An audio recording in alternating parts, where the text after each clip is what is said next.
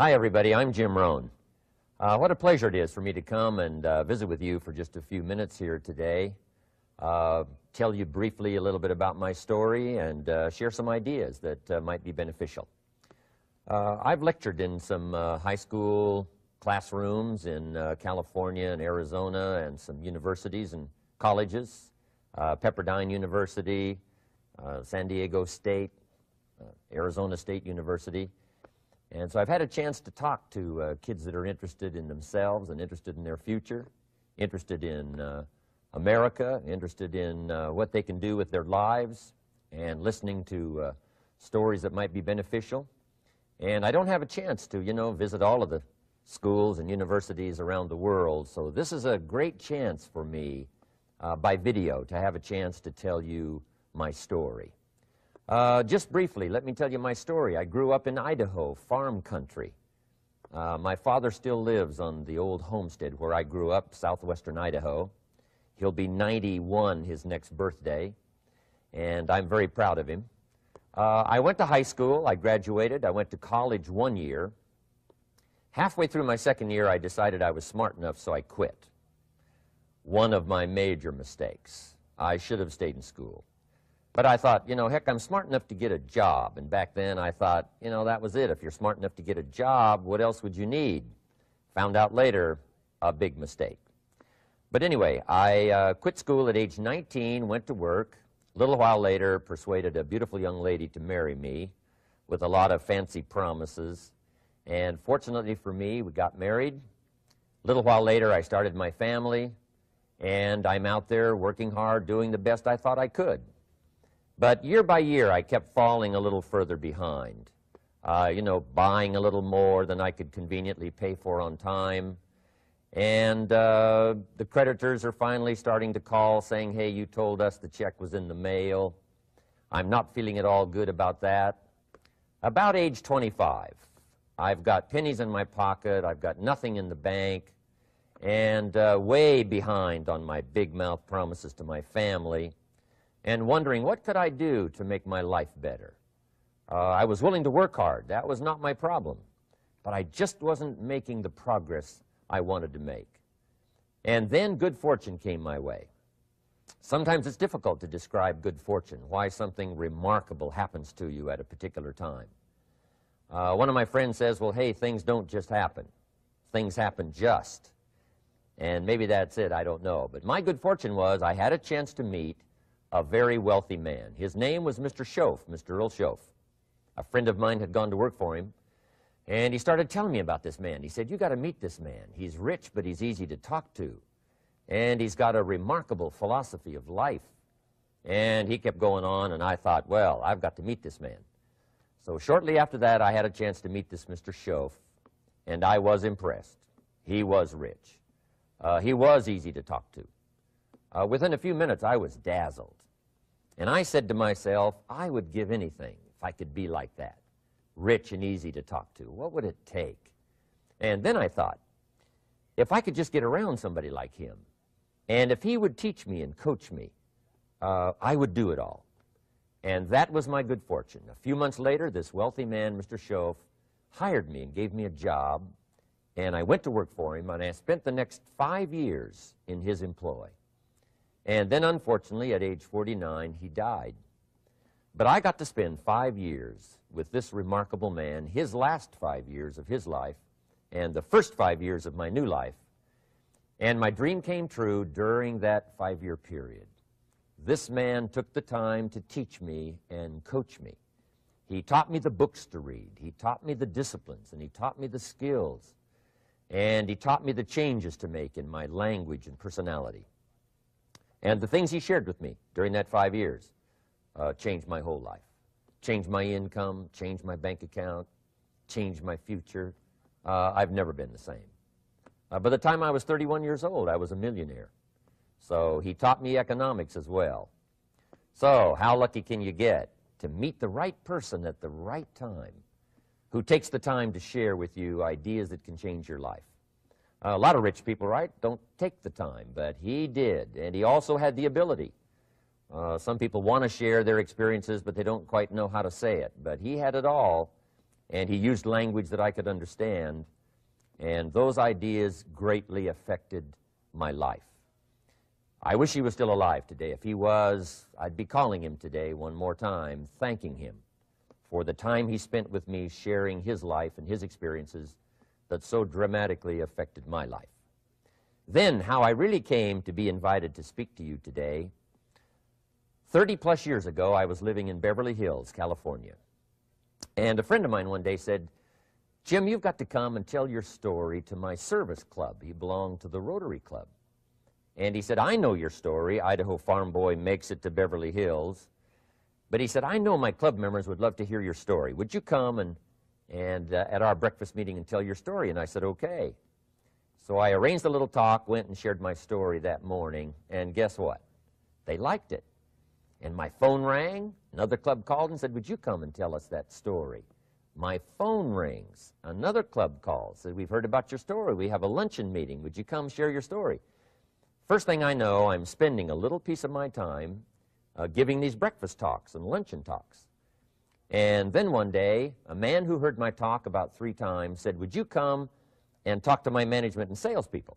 He said, "I've got this little company going, and he said, if you would spend some time talking with my management and salespeople, I'd be happy to pay you."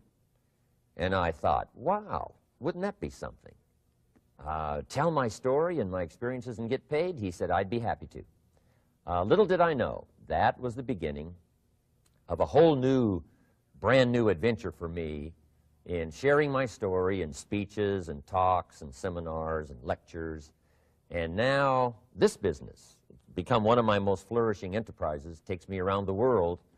I went to many countries just this year, had my largest audience early this year in Spain, 12,000 people, 10 different languages being translated at the same time, the whole audience with the earphones on. It's interesting when you lecture with multi-languages. You know, when you hit the punchline, you know, the Spanish laugh first, and then the French get it, and then finally the Italians get it, and last the Germans finally get it. And then I say, "Hey, the Germans finally got it. I guess we can continue." You know, some languages take longer to translate than other languages.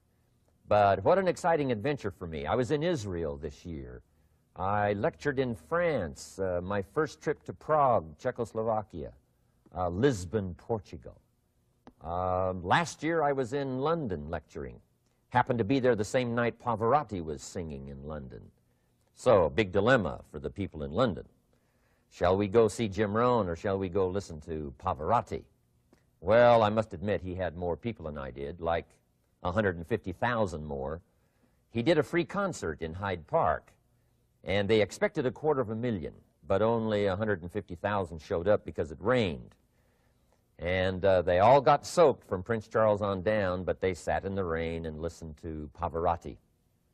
I would have been happy that evening, right, to cancel my seminar and go sit in the rain and listen to Pavarotti. Anyway, he and I have agreed now not to appear in the same city on the same day anymore. Not really, but how exciting for me to be able to travel all around the world and share my story. And then especially to have this chance today to come and visit with you. And when I get a chance to speak at a high school class or a university class, I'm always excited about it. I'm limited in time, so I wanted to use this way to come and share my story with you and some ideas that might be helpful in your career for the future, in your now busy life as a student, and then wherever you find yourself in the years to come.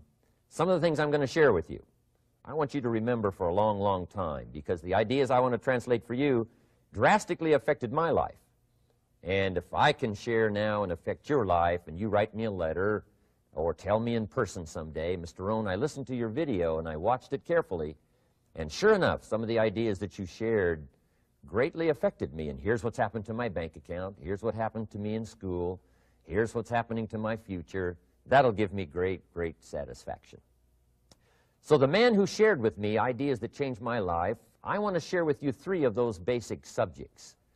When I met him, I was 25 years old, and when I first got acquainted with him, I used a lot of excuses as to why I wasn't doing well.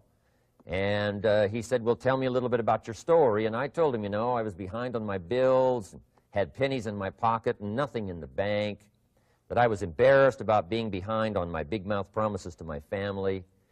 And then he gave me one little simple phrase that really forever changed my life. And here's what he said: Mr. Rohn, if you want the future to change for you, you've got to change. And he said, if you don't change, the next 6 years of your life is going to be just like the last 6. You'll still be behind on your bills. You'll still be behind on your promises. But then he gave it to me in the form of a promise. When I was 25 years old, I've remembered it all these years, and I've shared this promise now with probably over 3 million people in the last 30-plus years. And it's going to be valid for you, so listen carefully to this promise. My teacher said to me, young man, if you will change, everything will change for you. If you will get better, everything will get better for you. What a clear message that was for me. He said, if you'll change your philosophy, if you'll change your habits, if you'll refine your thinking, if you'll change and accept some new disciplines, if you'll turn the corner where you've been in the past, go for a new life for the future, he said, all kinds of remarkable things will happen for you if you will change.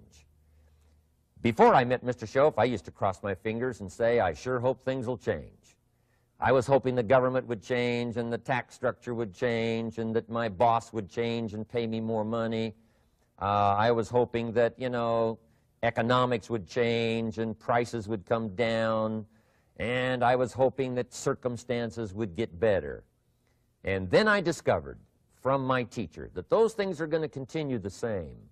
In fact, all of those things that happen to us is kind of like the wind that blows. And the wind blows on us all. In fact, in America especially, the last 6,500 years of recorded history, we've got probably the most favorable wind that's ever blown. Economics and circumstances, living in a free country, democracy and freedom, an excellent economy. Sure, we struggle at times, but compared to the rest of the world in the last 6,500 years, we've got the best wind ever. But if you just let the wind blow, I'm telling you, it won't take you where you want to go. All of us must use this wind to take us to the dreams we've got, to the equities we want, to the money we want, to the income we want, and to all the things we want our life to have. This is where we want to go, and we've got a good wind, but we must not leave our future just to the wind, just to the economy, just to the structure of the way things are happening today. Here's what we must learn to do, and that is set a good sail. And if you'll learn to set a good sail, and that's what my teacher taught me in those early days. He said, Mr. Rohn, the wind is going to blow however it's going to blow. Politics are going to be politics, and the economy is going to be the economy. And however it turns out, that's the way it's going to be. What you must learn to do is not to wish for a better wind. That's naive. The key is to wish for the wisdom and the skills and the learning so that you can set a better sail. And so that's what I did at age 25. I went to work not on the economy. I went to work not on the community. I didn't go to work to try to change the government. I didn't go to work to try to change my boss or the company. I didn't go to work to try to change circumstances. I went to work to try to change myself. And I picked up that promise my teacher shared with me, that if I would change, my income would change. If I would change, my bank account would change. If I would change, my future would change. And sure enough, his promise came true for me. The first 6 years of my economic life, I wound up broke. Those pennies in my pocket, nothing in the bank, behind on my promises. The second 6 years of my economic life, I wound up rich. But interestingly enough, the second 6 years of my economic life, the government was about the same and the economy was about the same. You know, the companies were about the same. What they paid was the same. Circumstances around me were the same. You know, my negative relatives were the same. But I was not the same. That's how my life changed. And that's how things started working for me, changing my life all those years ago. So that's what I wanted to share with you to begin with, this beginning of what Mr. Schoaf shared with me, that if I wanted my life to change, this was what I was going to have to do. And so he broke it down into 3 subjects that really made an impact on my life, and I want to share those with you. The first subject he called personal development. And the second subject he called setting goals. And the third was how to become financially independent. And I'd like to give you just a few clues from those three major subjects that so dramatically affected my life. And let's get started. The first one is personal development. Now, in illustrating personal development, Mr. Schoaf, my teacher, started with money. You know, money's not the only place to start in talking personal development, but it's where he started, so let me share the thoughts he shared with me back then. Let me share them with you. Here's the best lesson I can give you on economics. It's very simple. We get paid for bringing value to the marketplace. That's about as simple as I can put economics. We get paid for bringing value to the marketplace. Now, it takes time to bring value to the marketplace. However, we do not get paid for time, so we cross that out. Mistakenly, the man says, I'm making about $20 for an hour. Not true. If that was true, you could just stay home, right, and have them send your money. So that's not true. We don't get paid for time. We get paid for value brought to the marketplace. Now, since that's true, here's one of the key questions of my talk to you today. Is it possible to become twice as valuable to the marketplace and make twice as much money in the same time? Is that possible? The answer is yes. Could you become 3 times as valuable as you might be right now to the marketplace and make 3 times as much money in the same time? And the answer is yes. 5 times, 10 times? Of course. America is unique. It's a ladder to climb. It starts down here, let's say, at $5 an hour, and it keeps going up. Top income last year, $80 million. The guy who runs Coca-Cola. Now, that's a heck of a ladder. That's why everybody wants to come here, right? The boat people are not headed for Vietnam. People haven't plotted and schemed for 50 years saying if I could just get to Poland, everything would be okay. Not true. Everybody wants to come to America. And the reason is because we've got the best wind ever blowing in our favor. We've got the best economic opportunity anybody's had in 6,500 years. And all you have to do is understand it and take advantage of it. Now, there's some key questions to ask here. Why would the marketplace pay someone only $5 an hour? Very simple answer. They're not very valuable to the marketplace. Now, we must underline to the marketplace. This person might be a very valuable brother, yes. Member of the family, valuable, yes. Valuable member of the church, of course. Valuable citizen of the country, yes. Valuable in the sight of God, no doubt. We're all of equal value in the sight of God. But if you're not very valuable to the marketplace, you don't get much money. You say, well, it shouldn't be that way. Well, then you got to start your own country. You know, this one's been in process for 200 years, and this is the best we've been able to come up with so far. But here's the key. You don't have to stay here. Now, there was a big debate in Congress last year that this $5 was not enough, should be 6, should be 6, should be 6. But we don't need legislation. 6 is already on this ladder. The next step up. You know, if you work for McDonald's, they'll pay you $5 an hour to take out the trash. If you whistle while you take out the trash, they'll pay you $6 an hour. So we don't need that legislation. You just need to take lessons on how to whistle. Have a good attitude.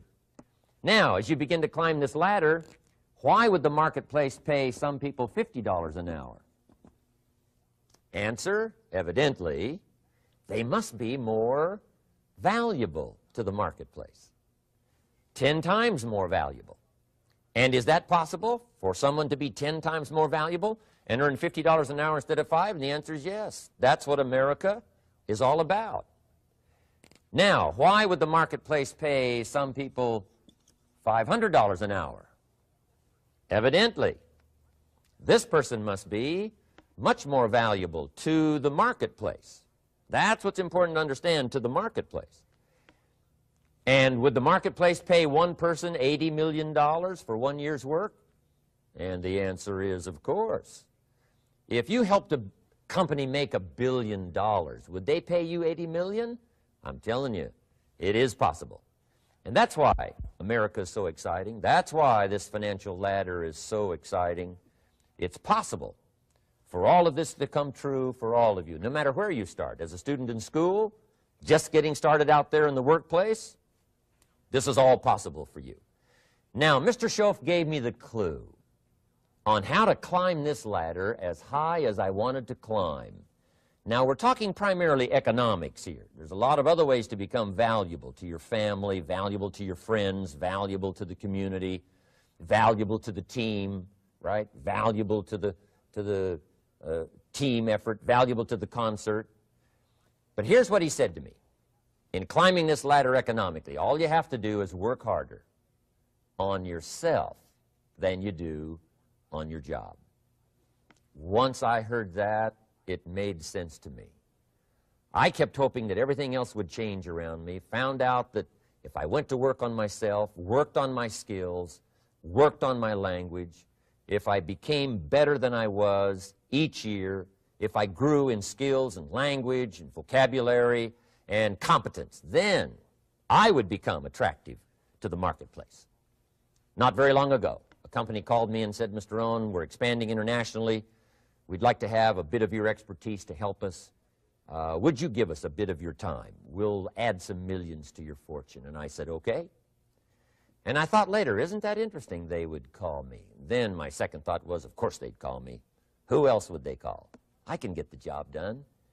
Now, what a contrast for me, farm boy from Idaho, raised in obscurity, parents of modest means, broke when I was 25.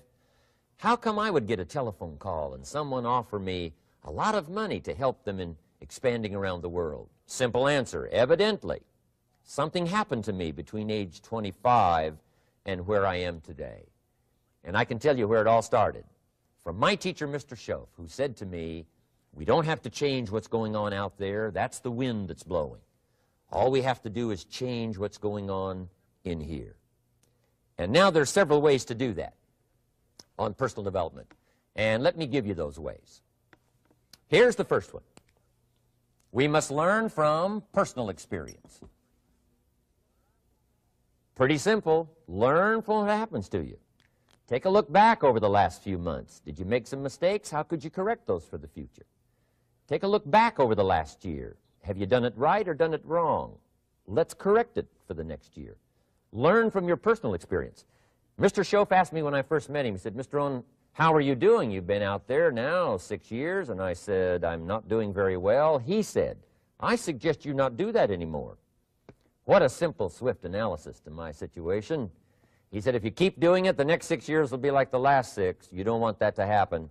Let's make the changes. So learn from your personal experience. Now, here's number 2, why I came to share this video experience with you today. And that, I call it OPE, other people's experiences. That's me, other people. That's your teacher, other people. That's your friends and colleagues, other people.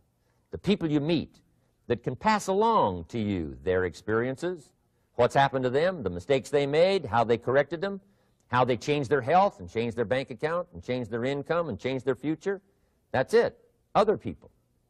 Now, there's 2 kinds of people to learn from. One is failures. It's too bad failures don't give seminars, right? That would be valuable.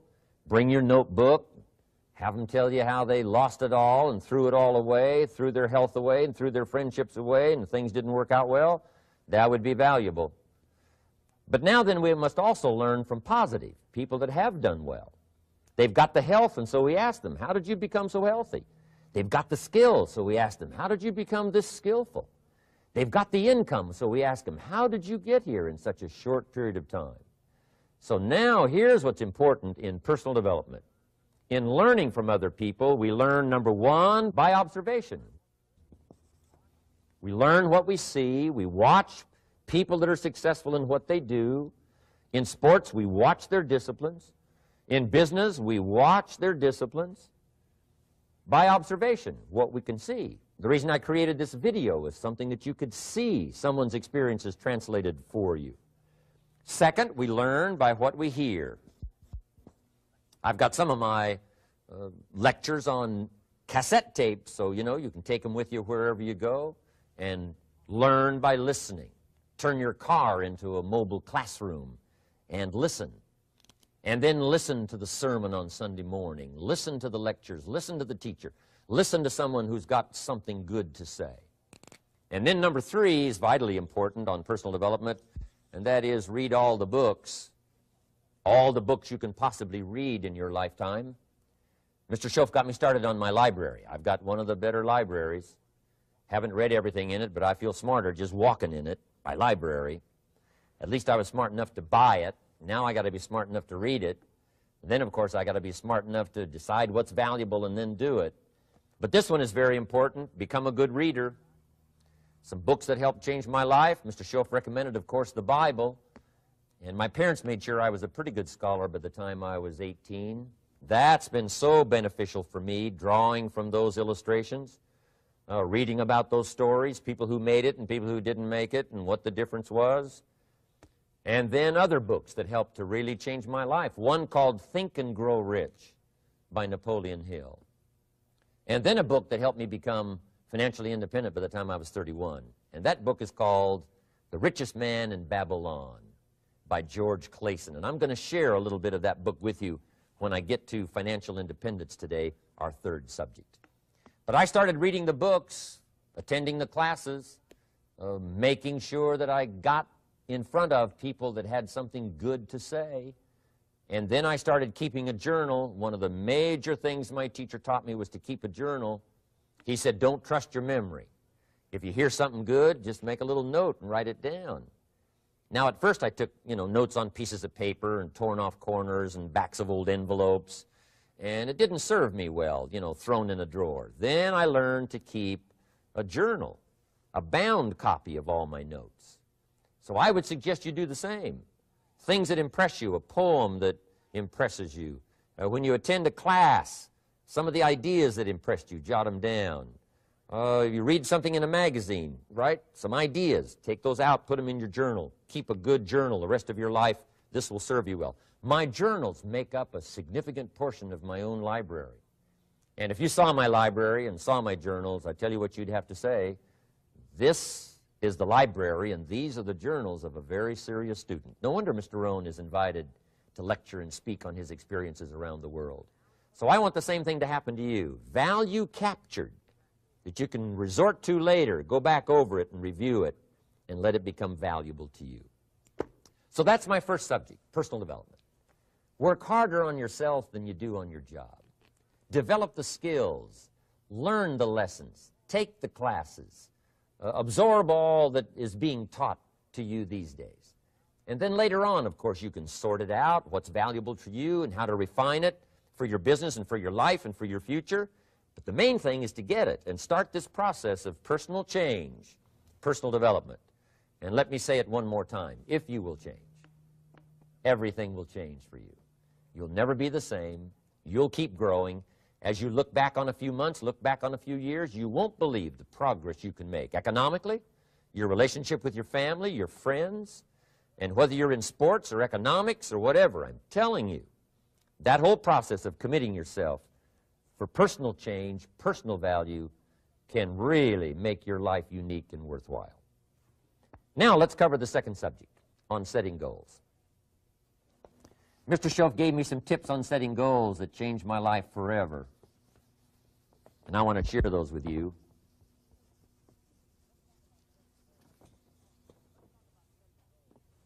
So let's talk about setting goals, and I also want to tie it to personal development, and you'll see how I'm going to do it as I progress here. Setting goals.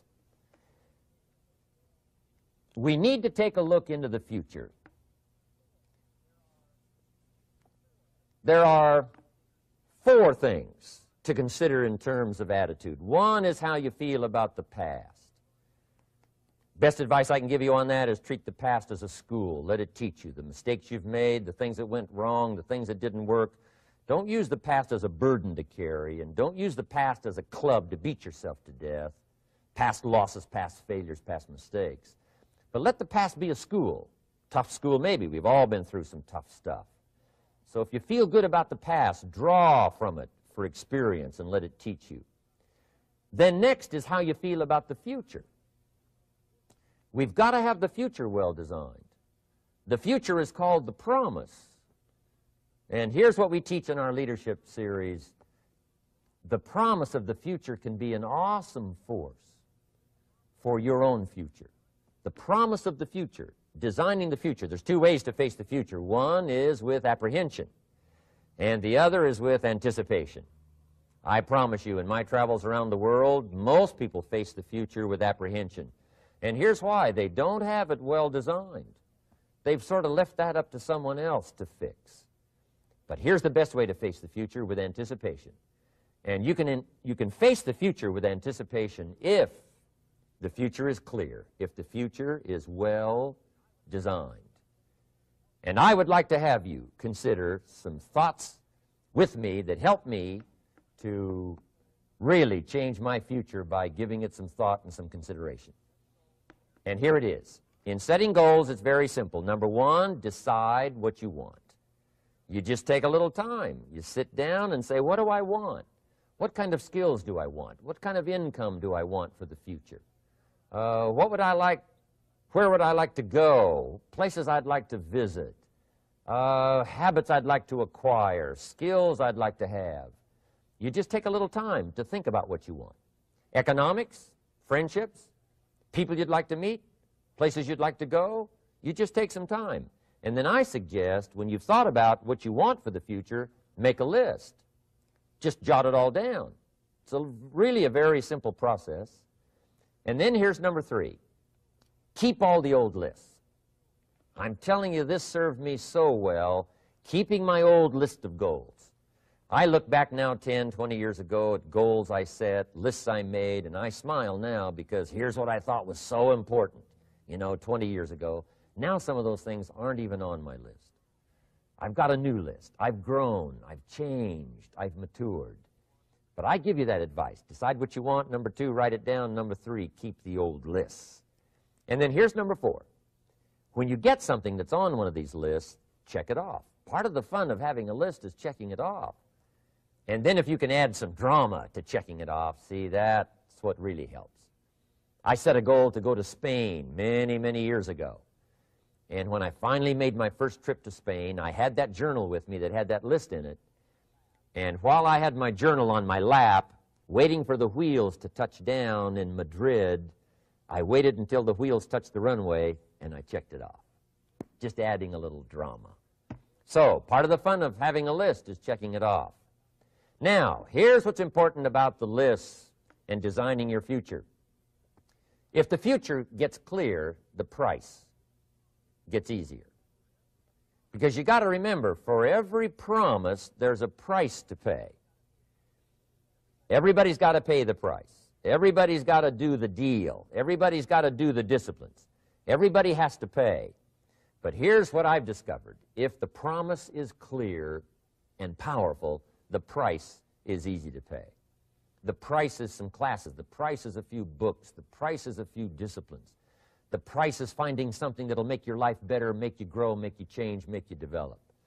So the first part of the key is to design the promise. Then, what is the price to pay? I'm telling you, the price will be easy.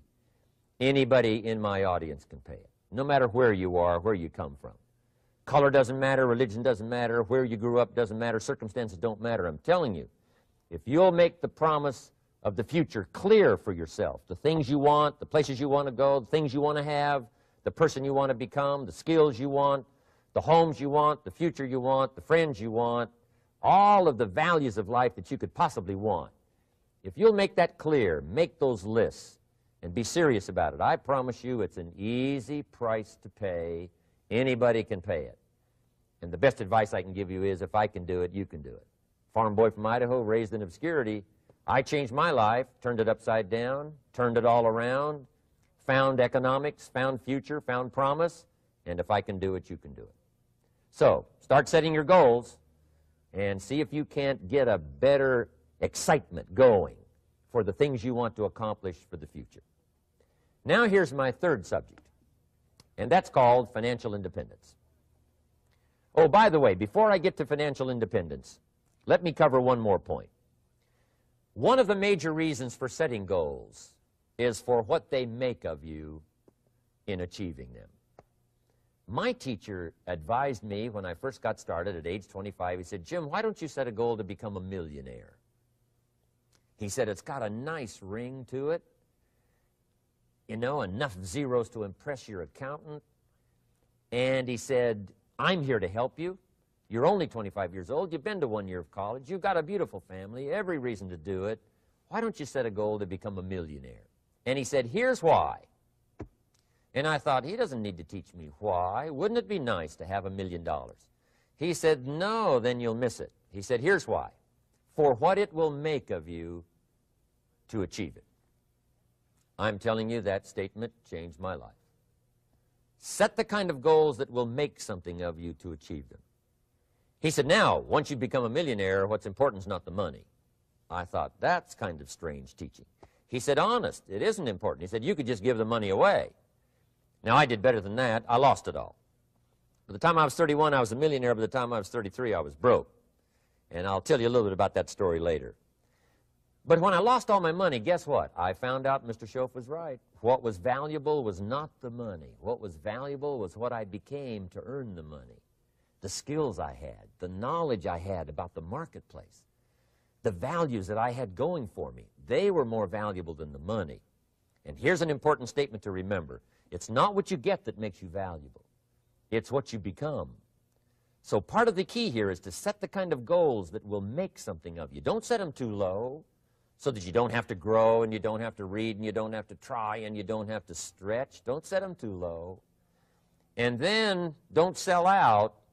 Don't go for something that's going to cost you your virtue or cost you your values or sell out your principles. There's a good middle road here to follow. Goals that will inspire, goals that will help you grow, change, develop, and become better than you are. Okay.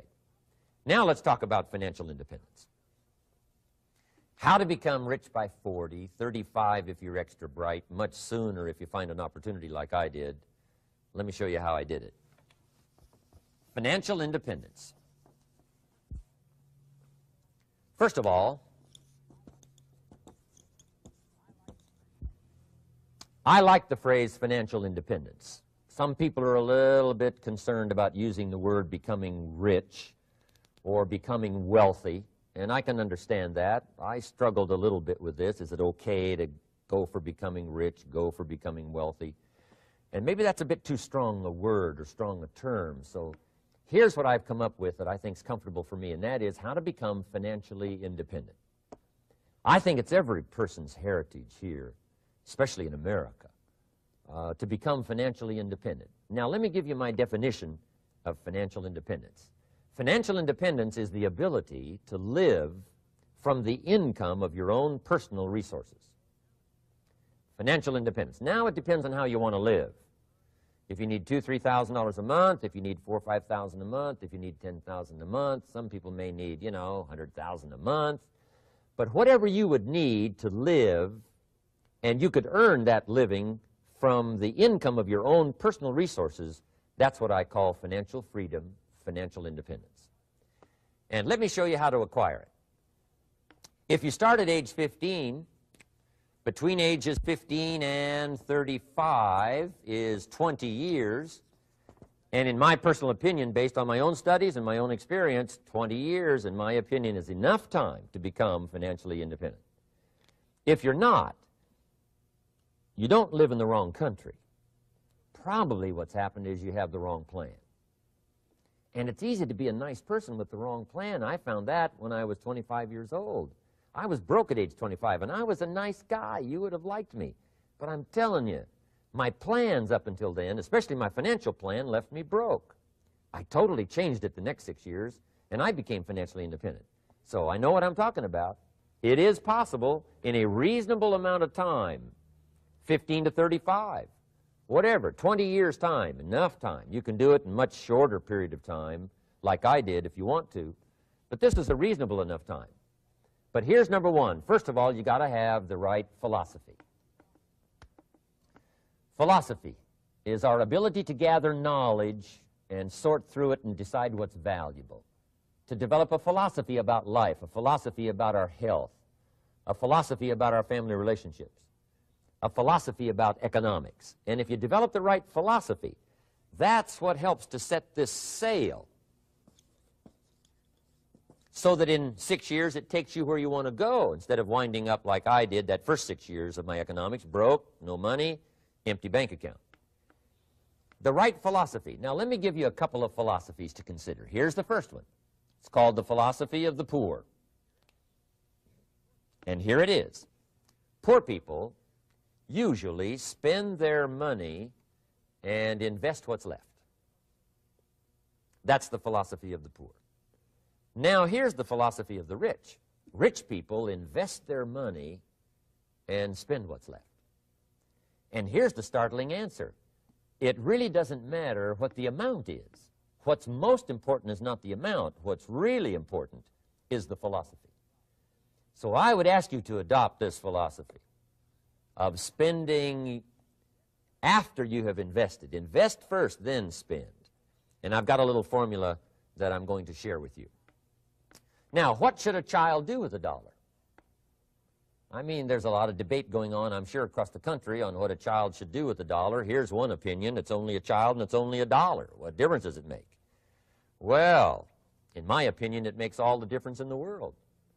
A person's economic future starts with a child with a dollar. Somebody says, oh, no, you're only young once. Let him spend it all. Well, when would you hope that would stop? Somebody says, well, wait till he's 50 and broke like me, and, and then he'll learn. Well, no, we don't want to wait that long. If I would have known earlier than age 25, I would have changed. In high school, if they would have had classes called Wealth 1, Wealth 2, I'd have taken both classes. I would not have waited until age 25. So, the earlier the better. So, what should a child do with a dollar? Here's the simple premise to begin with. Don't spend it all. And if a child wants to spend the whole dollar, you got to say, hey, don't spend it all. Don't spend it all. They'll say, why not? It's my dollar. I earned it. You say, I know you earned it, but don't spend it all. They'll still say, why not? Say, let me show you why not. So you put them in your car, take them to the other side of town, and show them where people live that spend the whole dollar. You just drive them around. Kids learn best by visual. Just drive around and say, would you like to live here? Kid says, no. Would you like to live like these people live? Kid says, no, no. Then you can't spend the whole dollar. So, kids will get the message. So, take them to the other side of town and show them around, unless you already live there, and then just show them around. Anyway, don't spend the whole dollar. Now, let me give you my best view of what to do with the dollar. And I promise you, if you started at age 15, now if you're over 15, right, you've still got plenty of time. You still got 20 years. If you're 30, you've still got 20 years. I mean, you still got plenty of time to start what I'm about to share with you. What to do with a dollar. Here's my first bit of advice. Never spend more than 70 cents. Never spend more than 70 cents. Now, you got to pick some number, and the number you pick is going to be determined by your philosophy. It's going to be determined by what you've been taught or your experience teaching yourself. When I first met my teacher, Mr. Schoaf, I was at about 110% of each dollar. I'm down at budget finance, hawking my furniture and my car one more time. And then I learned a whole better formula for financial independence. Number one, don't spend more than 70 cents. Now, kids say to me, well, okay, what do I do with the other 30 cents? And here's what I teach them. 10 cents for charity. Charity or church, or helping people that can't help themselves. 10 cents to support worthy projects, projects that you feel good about. 10 cents out of every dollar. It's called being generous with part of what you've taken out of society. Now, in my opinion, nothing teaches us character better than generosity. No class, no teacher, no book teaches character better than generosity.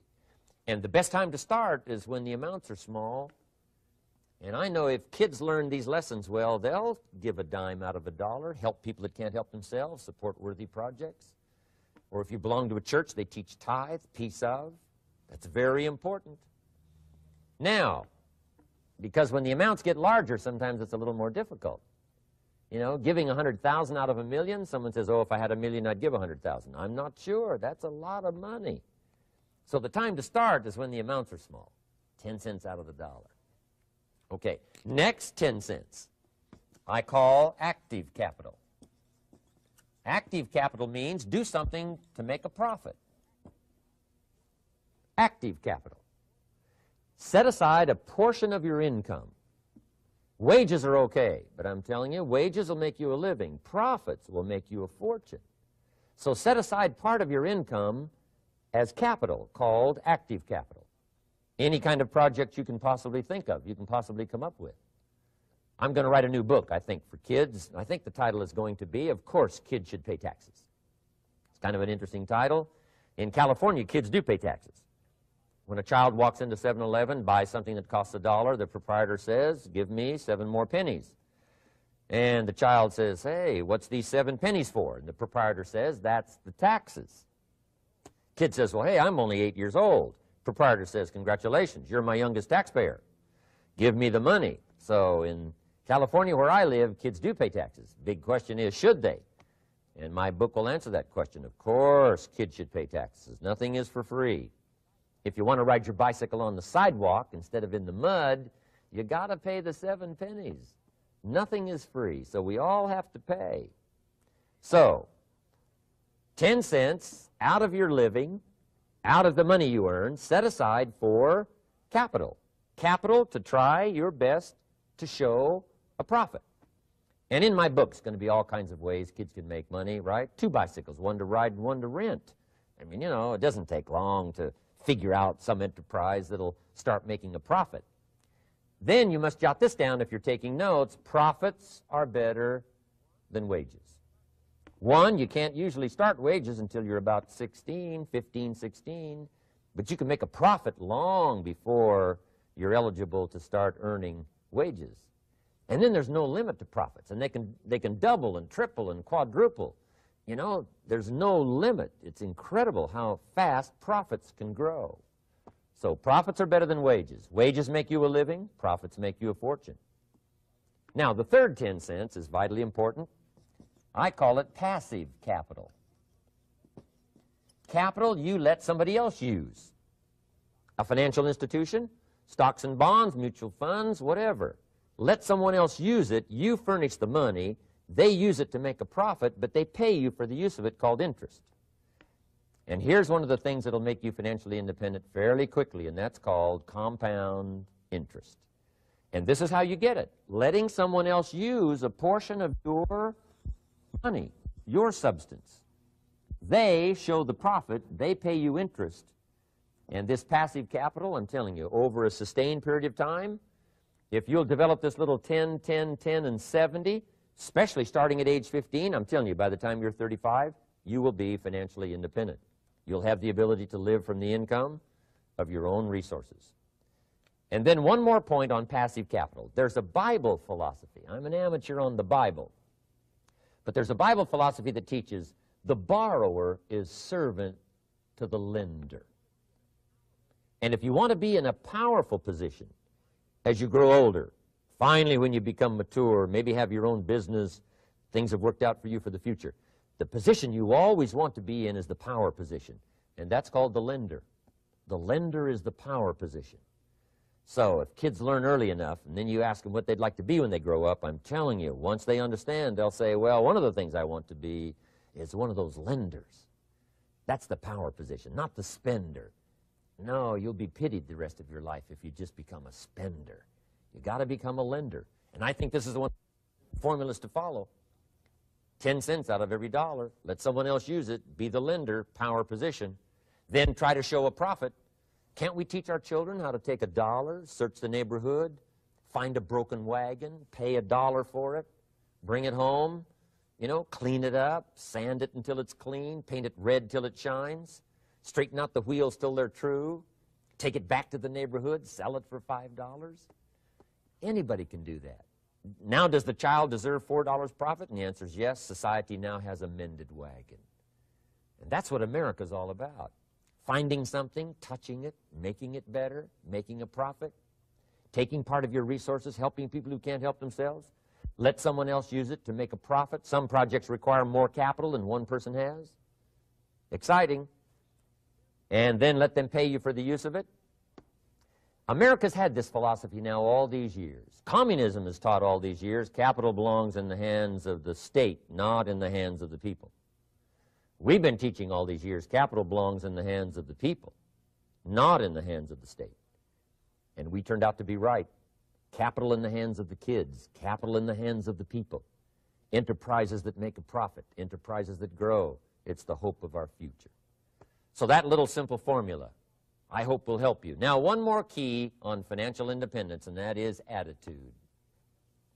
Attitude. Here's number one. I used to say, I hate to pay my bills. My teacher straightened me out on that. He said, let's see, Mr. Rohn, what you hate to do is pay $100 on an account and reduce your liabilities and increase your assets. I said, well, no, not if you look at it that way. He said, well, it all depends on how you look at it. So wouldn't you love to pay your bills, reduce your liabilities, increase your assets? You got to have that kind of attitude. I found out the same attitude about taxes. I used to say, I hate to pay my taxes. And Mr. Shove said, well, that's one way to live. But don't you understand? Taxes is how we care and feed the goose that lays the golden eggs. Wouldn't you want to do your share? Someone says, yes, but the goose eats too much. Probably true. But hey, we all eat too much. We all need to go on a diet. Better a fat goose than no goose. So I finally became a happy taxpayer. Now, I think taxes are too high, so I'm working to get taxes lowered for our economic future. But then whatever they turn out to be, I gladly pay and do my part, because that's what makes the whole system run, each of us doing our part. Now, I want these three subjects to be valuable for you. I want them to have meaning for you. I want you someday to be financially independent. I want you to have the personal development so that you feel good about yourself. If I had a chance to meet you someday, I'd like to have you show me the list of goals that you got started and say, Mr. Rohn, here's some I've already checked off. Here's the books I'm reading. Here's what's happened. I'm developing the skills. I'm better this year than I was last year. I've got more self-confidence. My skills are developing. That's what I want for you, and that's why I took the time to come and share in this video message with you. I do seminars all around the world, but this is one way that I can reach out and touch you in case you can't come to my seminars, wherever I am. Maybe this video will reach you somewhere, and it'll have an impact on your life. And what I'd like to do is later hear about it, a letter, phone call, or to have a chance to meet you in person. And now I'd like to leave you with these 4 questions called questions to ponder. These questions were valuable for me, and I want to make them valuable for you. Here's the first one, why? We all ask why we should work this hard, why take that many classes, why go to school that many years, you know, why take the notes, why read the books, why work that hard, why put yourself through the push-ups and the disciplines, why? Good question, why? Best answer to why, I think, is the second question. Why not? Why not see how many books you can read, how many classes you can take, how many skills you can develop? Why not see how valuable you can become to the marketplace and to your friends and to your family? Why not see what you can make of yourself? Why not see how far you can go, how much you can see, how much you can earn, how much you can share? Why not? That's the heritage all of us have, in America especially, is to see what we can make out of our lives now that we've been given this extraordinary opportunity. Now, my third question I'd love to ask you in person. But since I can't do it in person, I want to ask it of all of you. But I want you to take it personally. And my third question is, why not you? Why not you with good self-esteem? Why not you starting to change and setting goals? Why not you starting to make progress toward financial independence? If I can do it, you can do it. I wished I had a lot more testimonials here today besides mine, a whole steady stream that would come by and tell you their story. Someone who started with nothing, finally run a big enterprise. A mother who was on welfare, now she owns her own business. in addition to my story. I wish I had a lot more. And if all of them told their story, guess how they would probably wind up their story? They'd probably say, just like me, why not you? If we can read, you can read. If we can change, you can change. If we can figure it out, you can figure it out. If we can turn it around, you can turn it around. There isn't anything you can't accomplish. That's what those testimonials would say. And so I want to say it to you personally. Why not you? You've got the brains. You've got the stamina. You've got the vitality. You've got the interest. You've got your life ahead of you. You've got the future. You can do it. If anybody can do it, you can do it. If one of us can do it, hey, we all can do it. And now here's my last question. Why not now? This is a good time as the 20th century starts to wind down, a few more years as we get ready for century 21. What a good time to set your goals, work on yourself, work on your skills. What a good time to get it together. What a good time to start this process. Personal development, growing, changing, developing, having a good plan for your money and for your life and for your future. Why not now? And I hope I have a chance to see you one of these days and share with you the experience, the reaction, the response you might have had from my message today. And until I get a chance to see you on this side of the world or the other side of the world, in some school or some seminar, or maybe I'll come and speak for a company that you work for someday, I hope I get a chance to meet you. Until then, I wish you the best. I want all that I've gotten to be yours and much, much more. God bless. Goodbye.